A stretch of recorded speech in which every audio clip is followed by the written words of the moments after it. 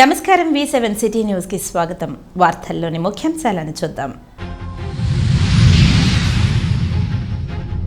కాణిపాక బ్రహ్మోత్సవాలలో స్వామి పురవీధుల్లో భక్తులకు దర్శనమిస్తూ ఊరేగింపు. మంగళ వాయిద్యాలు, కోలాటాల నడుమ వృషభ వాహనం. తిరుపతి జిల్లా నూతన DTOగా మురళీమోహన్ బాధ్యతలు. ప్రతి ఒక్కరూ డ్రైవింగ్ సూచనలు పాటించి ప్రమాదాలు నివారించాలి. గ్రామ సచివాలయ వ్యవస్థను పంచాయతీలో విలీనం చేయాలి. వరదలకు దెబ్బతిన్న గ్రామాలకు నిధులను కేటాయించిన డిప్యూటీ సీఎంకు కృతజ్ఞతలు తెలిపిన రాజేంద్ర ప్రసాద్. శ్రీవారిని దర్శించుకున్న పలువురు ప్రముఖులు. దర్శన ఏర్పాట్లను చేసిన టీటీడీ అధికారులు. ఇక వార్తల్లోని వివరాలను చూద్దాం. స్వయంభుగా వెలిసిన కాణిపాక వరసిద్ధి వినాయక స్వామివారి బ్రహ్మోత్సవాలలో భాగంగా 6వ రోజు శ్రీవారు సిద్ధి వినాయక స్వామి సిద్ధి బుద్ధి సమేతుడైన వృషభ వాహనాన్ని అధిష్ఠించి రాత్రి భక్తులను కటాక్షించారు. వరసిద్ధి వినాయక స్వామివారి మూల విగ్రహానికి ఉభయదారులు పంచామృత అభిషేకం అనంతరం అభిషేకాలను ఘనంగా నిర్వహించారు. పుష్పాలతో అలంకరణ చేసి భక్తులకు దివ్య దర్శన భాగ్యాన్ని కల్పించారు. ఉత్సవమూర్తికి అలంకార మండపం వద్ద పూజలను ఘనంగా నిర్వహించి వృషభ వాహనంపై అలంకారం చేసి పురవీధుల్లో మంగళ వాయిద్యాలు, కోలాటాల నడుమ ఊరేగించారు.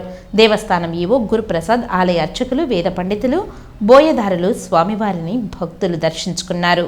అయితే ఇక్కడ ఒక సందర్భం నాకు బాగా ఆసక్తి కలిగించింది. ఇక్కడికి రాగానే మా ఆలయాన్ని మేము ఈ రకంగా అభివృద్ధి చేస్తున్నాం.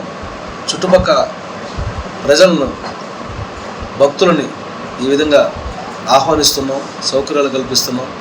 దీనికి రాష్ట్ర ప్రభుత్వమే కాకుండా కేంద్ర ప్రభుత్వం నుంచి కూడా ఈ రకంగా సహకారం ఉంటుంది, సహాయం ఉంటుందన్నటువంటి నాకు తెలియని ఎన్నో విషయాలని మా అన్న సుధీర్ గారు చెప్పడం జరిగింది. అవసరమైతే నేను నిన్ను వెంట పెట్టుకుని ఢిల్లీకి తీసుకెళ్తాను. కాణిపాక వరసిద్ధి వినాయక స్వామి ఆలయానికి సంబంధించి చాలా స్కీమ్స్ సెంట్రల్ గవర్నమెంట్లో మనం తెచ్చుకోవడానికి అవకాశం ఉంది అని చెప్పడం జరిగింది. వారి సహృద్భావ ఆలోచనకి నేను కాణిపాక వరసిద్ధి వినాయక స్వామి ఆలయం తరఫున, ఈ ప్రాంత ప్రజల తరఫున కూడా నేను ధన్యవాదాలు తెలియజేస్తున్నా. కాణిపాక ఆలయాన్ని అభివృద్ధి చేయడంలో నేనేం చేయాలి, శ్రీకాళహస్తి దేవస్థానం నుంచి మీకు ఏ రకమైనటువంటి సహకారం కావాలి అన్నటువంటి ఆలోచన చేయడం అనేది ముదావాహం. వారి ముందు చూపుకి, వారి స్నేహశీలతకి కూడా మేము ఇక్కడ అభినందనలు తెలియజేయక తప్పదు. నగరంలోని ప్రధాన కాలువల్లో జరుగుతున్న చెత్త తొలగింపు పనులు 2-3 రోజుల్లోపు త్వరితగతిన పూర్తి చేయాలని నగరపాలక సంస్థ కమిషనర్ నారపరెడ్డి మౌర్య అధికారులను ఆదేశించారు.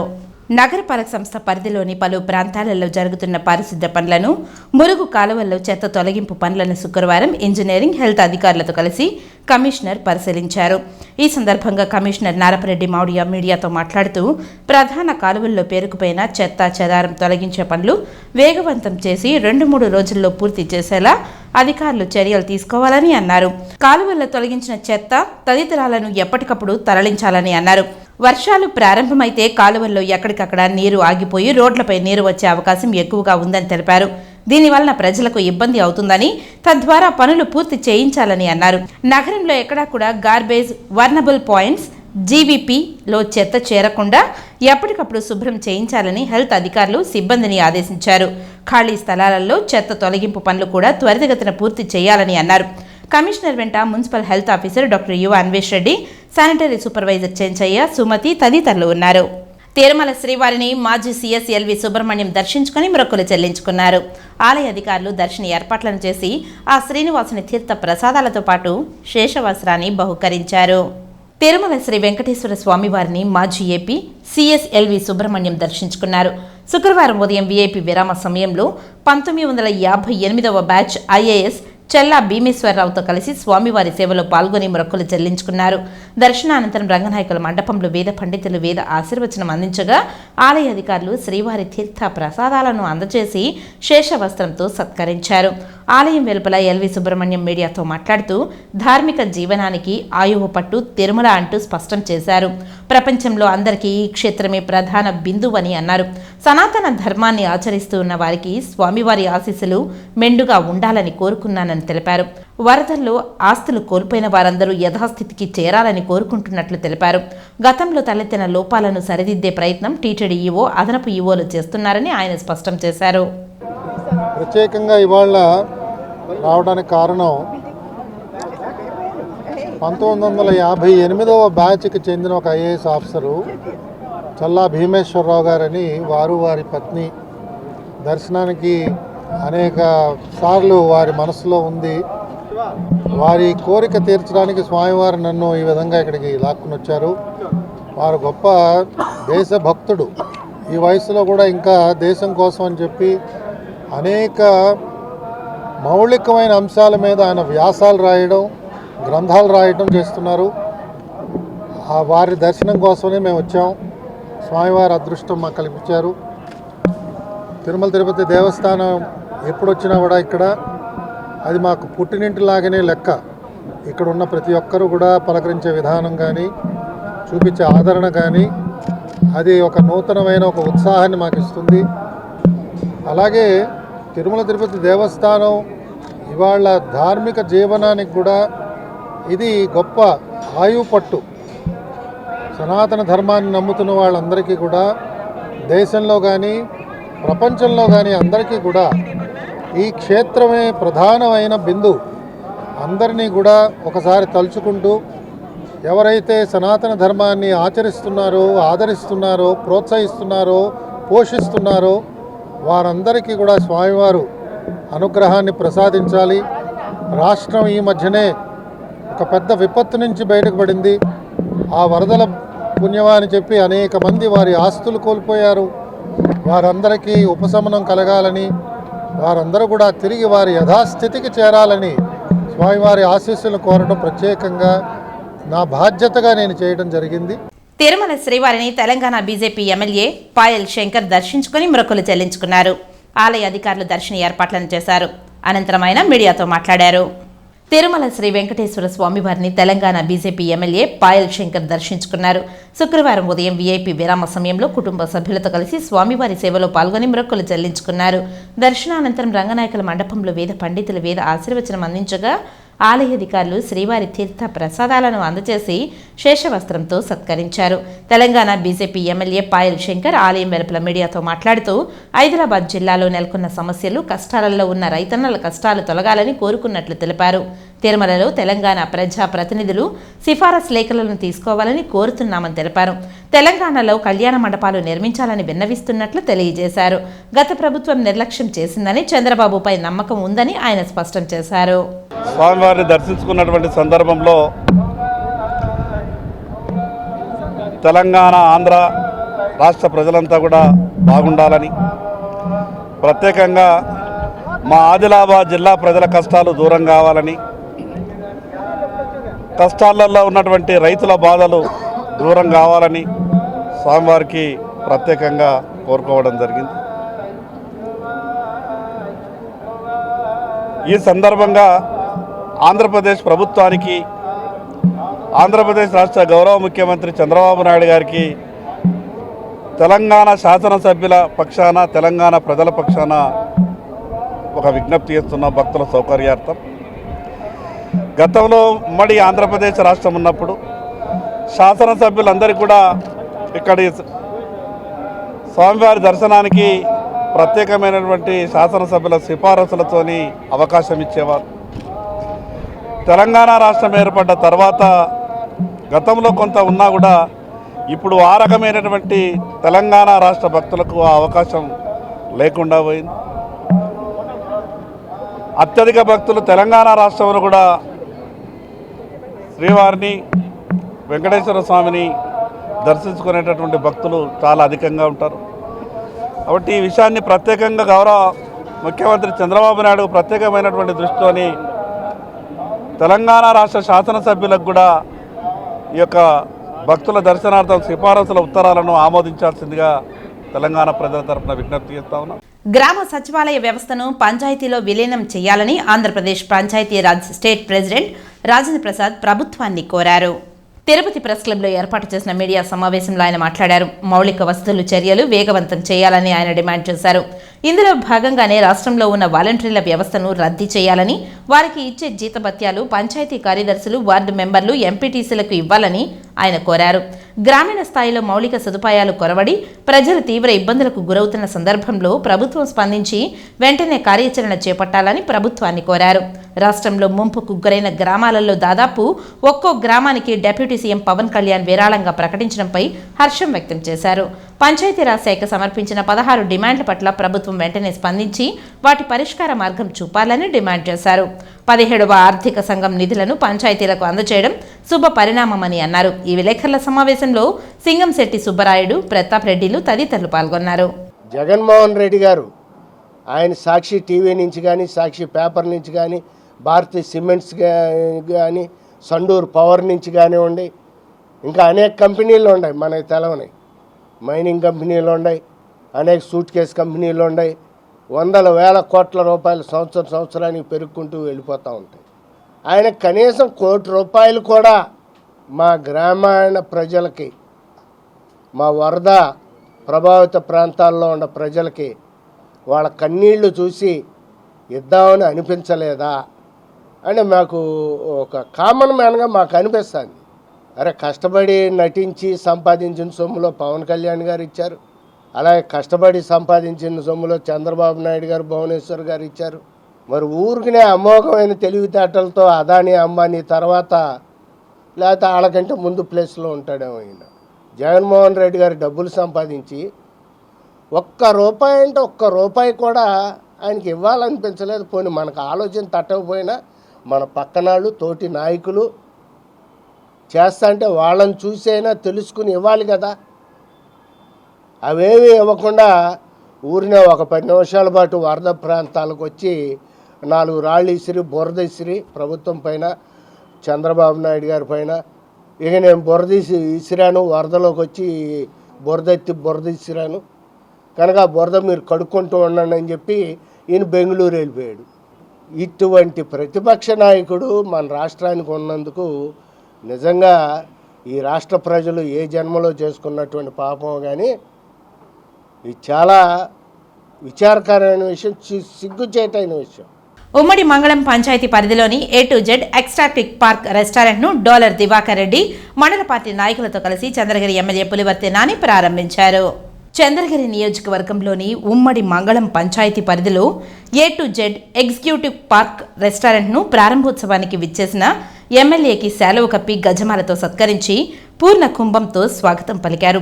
అనంతరం రెస్టారెంట్ను ప్రారంభించారు. ఈ రెస్టారెంట్ ఓపెనింగ్ కారణంగా సుమారు 85 మంది ఉద్యోగ అవకాశాలు పొందారని, అందులో ఉమ్మడి మంగళం పంచాయతీ పరిధిలో 35 మంది వరకు ఉపాధి అవకాశాలు లభించాయని ఎమ్మెల్యే అన్నారు. తన నియోజకవర్గ ప్రజలకు ఉద్యోగ భృతి కల్పించిన యాజమాన్యానికి ఆయన కృతజ్ఞతలు తెలిపారు. నియోజకవర్గ ప్రజలకు ఉపాధి అవకాశాలు కల్పించితే ఎవరినైనా పార్టీలకు అతీతంగా ప్రోత్సహిస్తానని ఆయన తెలిపారు. ఏమైనా ఇబ్బందులు తలెత్తితే తాను ముందుండి సమస్యను పరిష్కరిస్తానని ఎమ్మెల్యే నాని తెలిపారు. అనంతరం రెస్టారెంట్ యాజమాన్యం మీడియాతో మాట్లాడారు. ఉమ్మడి మంగళం పంచాయతీ నందు మా సోదరులందరూ కూడా ఈరోజు దీన్ని ఓపెన్ చేసుకుంటుంది. ఒక అన్ఎంప్లాయ్మెంట్ గతంలో ఏదైనా చేయాలంటే ఏ విధంగా పర్మిషన్ కావాలని వేధించే వాళ్ళు గత ప్రభుత్వంలో చూడొచ్చు. ఈరోజు నిరుద్యోగులు ఉండొచ్చు, ఇండస్ట్రియలిస్ట్ ఉండొచ్చు, ఎవరు వచ్చినా ఏమైనా చేసుకునేదానికి మేము ముందుకు వచ్చాం. మా చంద్రబాబు నాయుడు గారు, మా పెద్ద అదేవిధంగా పవన్ కళ్యాణ్ గారు కానీ, మా చిన్న లోకేష్ బాబు గారు కానీ, దానిలో భాగంగా చంద్రగిరి నియోజకవర్గంలో కూడా వీళ్ళు యూత్ అంతా కలిసి ఈరోజు పెట్టడం జరిగింది. దీని ద్వారా ఇక్కడ టోటల్ 85 మంది ఎంప్లాయ్మెంట్ ఉంటే లోకల్లో స్థానికంగా మాకు వచ్చి ఇక్కడ ఉన్నటువంటి సుమారు 30 నుంచి 35 మంది కూడా ఉద్యోగాలు ఇస్తున్నారు. వాళ్ళు ఇచ్చారు. మీ ద్వారా కూడా ఆ యజమానానికి మేము కృతజ్ఞతలు తెలియజేసుకుంటున్నాం. మీడియా సోదరులకు అందరికీ ఒకటే విజ్ఞప్తి, కొందరు ఈ నీలి ఛానల్స్లో, నీలి పేపర్లో ఏదేదో రాస్తున్నారు. ప్రతి ఒక్కరూ సురక్షితమైన డ్రైవింగ్ పద్ధతులను పాటించి ప్రమాదాలను అరికట్టాలని, ద్విచక్ర వాహనదారులు ప్రతి ఒక్కరూ హెల్మెట్ ధరించాలని, ఇతర వాహనాలను సీట్ బెల్ట్ పెట్టుకొని వాహనం నడపాలని తిరుపతి నూతన DTO మురళీమోహన్ సూచించారు. మంగళం రవాణా శాఖ కార్యాలయంలో శుక్రవారం తిరుపతి జిల్లా రవాణా శాఖ అధికారిగా మురళీమోహన్ బాధ్యతలు తీసుకున్నారు. మురళీమోహన్ గతంలో నెల్లూరు ఆర్డీఓగా పనిచేస్తూ బదిలీపై తిరుపతి డీటీఓగా ఛార్జ్ తీసుకున్నారు.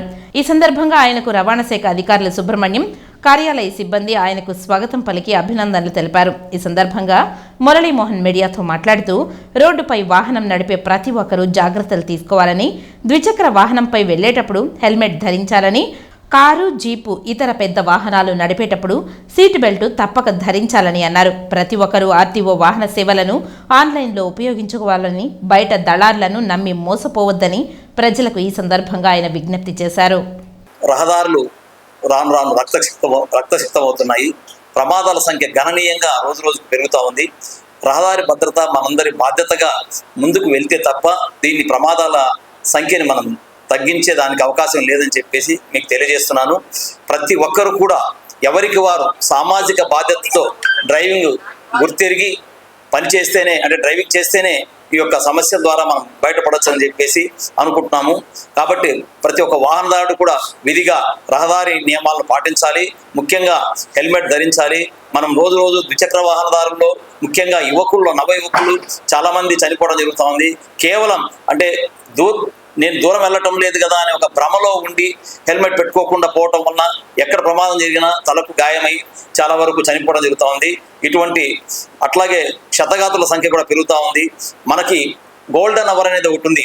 ఎవరైనా కానీ ప్రతి ఒక్కరు కూడా గోల్డెన్ అవర్ను గుర్తుపెట్టుకొని యాక్సిడెంట్ జరిగిన తదనంతరమే వెంటనే వాళ్ళ హాస్పిటల్లో చేర్పిస్తే ఆ యొక్క ప్రాణాన్ని కాపాడే అవకాశం ఉంది. ప్రతి ఒక్కరు కూడా ఒక గుడ్ సమరిటన్ లాగా బాధ్యతగా గుర్తెరిగి అందరూ కూడా ముందుకు రావాలని చెప్పేసి ఈ సందర్భంగా నేను ఒక ఆర్టీఓగా తెలియజేస్తున్నాను. కలియుగ ప్రత్యక్ష దైవం తిరుమల శ్రీ వెంకటేశ్వర స్వామివారిని పలువురు ప్రముఖులు దర్శించుకున్నారు. ఆలయ అధికారులు దర్శన ఏర్పాట్లను చేసి ఆ శ్రీనివాసుని తీర్థ ప్రసాదాలతో పాటు శేషవస్త్రాన్ని బహుకరించారు. కలియుగ ప్రత్యక్ష దైవం తిరుమల శ్రీ వెంకటేశ్వర స్వామివారిని అభిషేక సేవలో నిర్మాత అశ్విని దత్, మాజీ సెంట్రల్ మినిస్టర్ కిల్లి కృపారాణి దర్శించుకుని మొక్కులు తీర్చుకున్నారు. వీరికి ఆలయ అధికారులు స్వాగతం పలికి ఆ దేవదేవుని దర్శన ఏర్పాట్లను చేశారు. అనంతరం రంగనాయకుల మండపంలో వేద పండితులు వేద ఆశీర్వచనం చేసి శేషవస్త్రంతో సత్కరించి స్వామివారి తీర్థ ప్రసాదాలను అందజేశారు. పార్లమెంట్ ఎన్నికల తర్వాత స్వామివారి యొక్క దర్శనానికి రావడం జరిగింది. స్వామివారి మొక్కు తీర్చుకోవడానికి, అదేవిధంగా వారి ఆశీస్సులు కూడా పొందడానికి. వెంకటేశ్వర స్వామి యొక్క దర్శనం వద్దాం అనుకుంటే ఈరోజు కుదిరింది. స్వామివారి పిలుపు మేరకే దర్శనం జరుగుతుంది. సో ఈరోజు స్వామివారి యొక్క ఆశీర్వాదంతో నరేంద్ర మోదీ గారి యొక్క నేతృత్వంలో, నాయకత్వంలో భారతదేశం ఏదైతే వికసిత్ భారత్ సంకల్పంతో నరేంద్ర మోదీ గారు మరి ముందుకెళ్తున్నారు, ఆ సంకల్పాన్ని నెరవేర్చాలని వెంకటేశ్వర స్వామిని కోరుకుంటున్నాం. సెప్టెంబర్ 14 నుంచి అక్టోబర్ 1వ తేదీ వరకు నగరంలో నిర్వహించనున్న స్వచ్ఛతా హీ సేవ కార్యక్రమాలు విజయవంతం చేయాలని తిరుపతి నగరపాలక సంస్థ కమిషనర్ ఎన్ మౌర్య అధికారులకు పిలుపునిచ్చారు. స్వచ్ఛతా హీ సేవ కార్యక్రమాల నిర్వహణపై శుక్రవారం నగరపాలక సంస్థ సమావేశ మందిరంలో ఇంజనీరింగ్, హెల్త్, ప్లానింగ్ విభాగపు అధికారులతో కమిషనర్ సమావేశం నిర్వహించారు. ఈ సందర్భంగా కమిషనర్ మాట్లాడుతూ 2024వ సంవత్సరం సెప్టెంబర్ 14వ తేదీ నుండి అక్టోబర్ 1వ తేదీ వరకు స్వభావ స్వచ్ఛత, సంస్కార్ స్వచ్ఛత అనే నినాదంతో స్వచ్ఛతా హీ సేవా కార్యక్రమాలు నిర్వహిస్తున్నామని తెలిపారు. ఈ సేవా కార్యక్రమంలో భాగంగా ర్యాలీ, మార్థాన్, రన్, వర్క్షాప్లు, వైద్య శిబిరాలు వంటి కార్యక్రమాలు నిర్వహించాలని అన్నారు. అలాగే ఈ నెల 17వ తేదీ నుంచి సంపూర్ణ స్వచ్ఛతా కార్యక్రమం, స్వచ్ఛతా హీ సేవా కార్యక్రమంలో భాగంగా అన్ని చోట్ల పారిశుద్ధ కార్యక్రమాలు చేపట్టాలని అన్నారు. ముఖ్యంగా ఖాళీ స్థలాలను శుభ్రం చేసి మొక్కలు నాటడం, రోడ్లు, రైల్వే స్టేషన్లు, చెత్త కుప్పలు తదితర ప్రాంతాలలో శుభ్రత కార్యక్రమాలు నిర్వహించాలని అన్నారు. స్వచ్ఛతా హీ సేవ నిర్వహణలో ప్రజలు భాగస్వామ్యం కావాలని కోరారు. సఫాయి కర్మచారులకు సేఫ్టీ పరికరాలు అందించడం, ఆరోగ్య సదస్సులు నిర్వహించడం వంటి కార్యక్రమాలు నిర్వహించాలని కోరారు. ఇందుకోసం ఆయా విభాగాల అధికారులు, సిబ్బంది సమన్వయం చేసుకుని తగిన ఏర్పాట్లు చేయాలని అన్నారు. ఈ సమావేశంలో అదనపు commissioner Charan Tej Reddy, superintendent engineer Mohan, municipal ఇంజనీర్లు చంద్రశేఖర్, హెల్త్ ఆఫీసర్ డాక్టర్ యువ అన్వేష్ రెడ్డి, ఉద్యానవన అధికారి హరికృష్ణ, శానిటరీ సూపర్వైజర్లు చెంచయ్య, సుమతి, మేస్త్రీలు మస్తాన్ తదితరులు పాల్గొన్నారు. బాలుడి మిస్సింగ్ కేసును గంట వ్యవధిలో ఛేదించిన ఈస్ట్ పోలీసులు. ఈ నెల 11వ తేదీ 18 నెలల చిన్నారి బాలాజీ మిస్సింగ్ అయ్యాడని తల్లిదండ్రులు కైలాష్, మనీషాలు ఈస్ట్ పోలీస్ స్టేషన్లో ఫిర్యాదుతో వెంటనే కేసు నమోదు చేసి 3 ప్రత్యేక బృందాలుగా ఏర్పడి గాలింపు, సీసీటీవీ ఫుటేజ్ ఆధారంగా బాలుడిని గుర్తించి తన తల్లిదండ్రులకు అప్పగించారు. శుక్రవారం ఈస్ట్ పోలీస్ స్టేషన్లో ఏర్పాటు చేసిన విలేకరుల సమావేశంలో డీఎస్పీ వెంకటనారాయణ మీడియాతో మాట్లాడారు. బాలాజీ అనే పిల్లవాడు 18 నెలల పిల్లవాడు. తండ్రి పేరు కైలాష్, వాళ్ళ అమ్మ పేరు మనీషా. వీళ్ళ అబ్బాయి వాళ్ళ తండ్రి కైలాష్ వచ్చి ఆటోలో తీసుకొని పోతాడు అబ్బాయికి బట్టలు తీసుకొని రావాలని.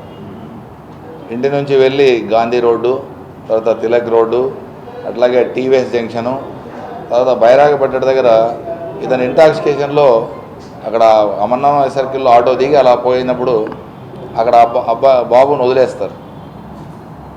వీడికి తెలియకుండా మత్తు ఎక్కువైపోయి వదిలేదు. అక్కడున్న పూలంగడ లత అని వాళ్ళు పొట్టిగుట్టలు పుత్తూరు మండలం సంబంధించిన ఊరు, ఇక్కడ వ్యాపారం చేసుకుంటుంది.